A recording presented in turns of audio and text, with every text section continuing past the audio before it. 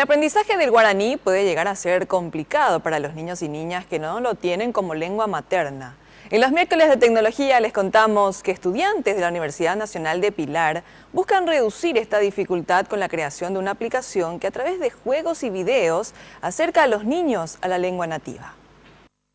Una competencia fue el punto de partida que motivó a un grupo de estudiantes de análisis de sistemas de la Universidad Nacional de Pilar a desarrollar un producto que responda a una necesidad real. Es así que nació IPU, aplicación que facilita el aprendizaje del guaraní.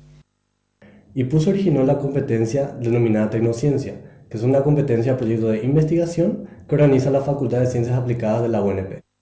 La aplicación es destinada en principio a niños del nivel inicial, es decir, de 2 a 5 años. No obstante, es bien recibida por personas de todas las edades. Este proyecto tuvo un alto impacto que llegó a captar la atención de niños, mayores hasta de adultos. La app apela a recursos visuales y auditivos para el aprendizaje de la lengua nativa.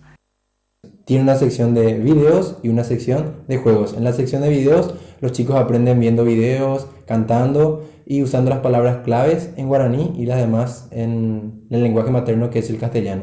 En la sección de juegos tenemos juegos que trabajan la memoria visual y la memoria auditiva de los niños y donde a través de puntajes se le va calificando a ellos su desempeño.